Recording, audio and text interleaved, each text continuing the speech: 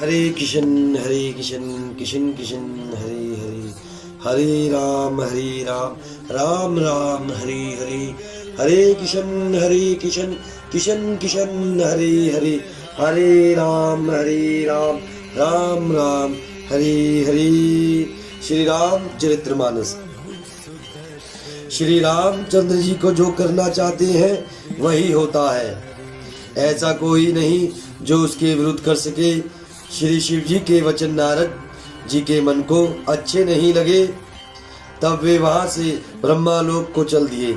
एक बार गान विधा में निपुण मुनिनाथ नारद जी हाथ में सुंदर वीणा लिए हरिगुण गाते हुए क्षीर सागर को गए, जहाँ वेदों के मस्तक स्वरूप मूर्तिमान वेदांत तत्व लक्ष्मी निवास भगवान नारायण रहते हैं। रमा निवास भगवान उठकर बड़े आनंद से उनसे मिले और ऋषि नारद जी के साथ आसन पर बैठ गए। चराचर के स्वामी भगवान हंसकर बोले, हे मुनि, आज आपने बहुत दिनों पर दया की। यद्यपि श्री शिव जी ने उन्हें पहले से ही बरच रखा था, तो भी नारद जी ने कामदेव का सारा चरित्र भगवान को कह सुनाया। श्री रघुनाथ जी की माया बड़ी ही प्रबल है, जगत में ऐसा कौन जन्मा है जिसे वह मोहित ना कर दी। भगवान रूखा मुंह करके कोमल वचन बोले, हे मुनिराज, आपका स्मरण करने से दूसरों के मोह, काम, मत और अभिमान मिट जाती है, फिर आपके लिए तो कहना ही क्या है।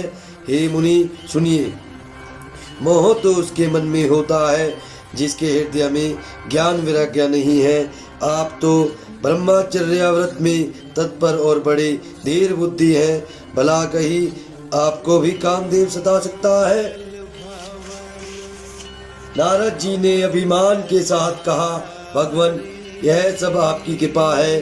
करुणा निधान भगवान ने मन में विचार कर देखा कि इनके मन में गर्व के भारी वृक्ष का अंकुर पैदा हो गया है।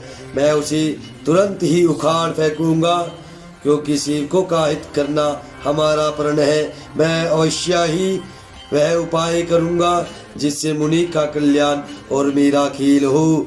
तब नारद जी भगवान के चरणों में सिर नवाकर चले। उनके हृदय में अभिमान और भी बढ़ गया। तब लक्ष्मीपति भगवान ने अपनी माया को प्रेरित किया। अब उसकी कठिन करनी सुनो।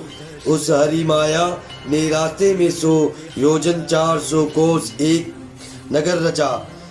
एक नगर की भांति भांति की रचनाएं लक्ष्मी निवास भगवान विष्णु के नगर वैकुंठ से भी अधिक सुंदर थी। उस नगर में ऐसे सुंदर नर नारी बसते थे मानो बहुत से कामदेव और उसकी स्त्री रति ये मनुष्य शरीर धारण किए हुए हो। उस नगर में शील निधि नाम का राजा रहता था, जिसके यहाँ संख्या घोड़े, हाथी और सेना के समूह टुकड़ियां थी। उसका वैभव और विशाल जो इंद्रों के समान था। वह रूप, तेज, बल और निधि का घर था। उसके विश्व मोहिनी नाम की एक ऐसी रूपवती कन्या थी जिसके रूप को देखकर लक्ष्मी जी भी मोहित हो जाएं। वह सब गुणों की खान भगवान की माया ही थी।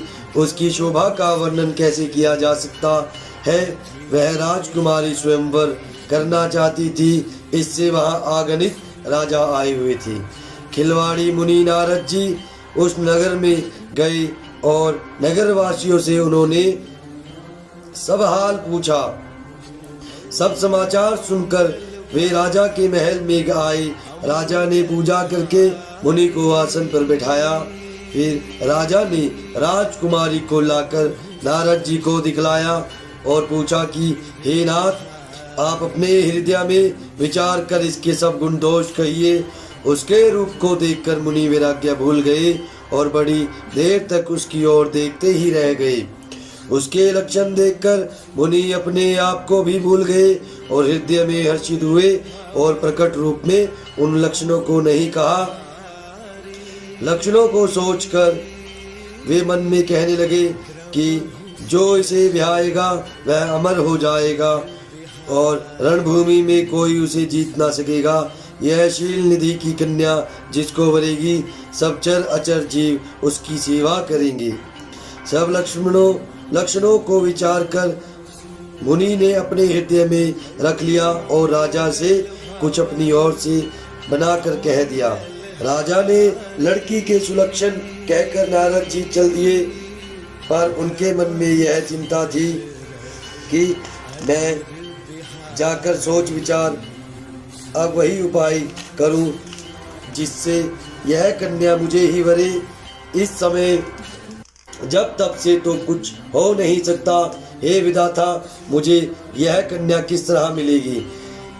इस समय तो बड़ी भारी शोभा और विशाल सुंदर रूप चाहिए, जिसे देखकर राजकुमारी मुझ पर रीझ जाए और तब जयमाल मेरे गले में डाल दे।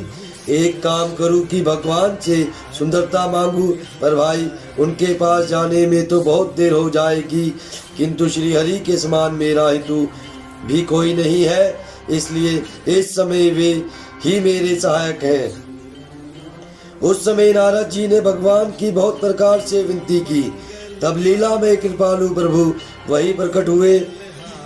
स्वामी को देखकर नारद जी के नेत्र शीतल हो गए और वे मन में बड़े ही हर्षित हुए कि अब तो काम बन ही जाएगा। नारद जी के बहुत आत्मदीन होकर सब कथा कह सुनाई और प्रार्थना की, कृपा कीजिए और कृपा करके मेरे सहायक बनिए। हे प्रभु, आप अपना रूप मुझको दीजिए और किसी प्रकार मैं उस राजकन्या को नहीं पा सकता। हे नाथ, जिस तरह मेरा हित हो आप वही शीघ्र कीजिए।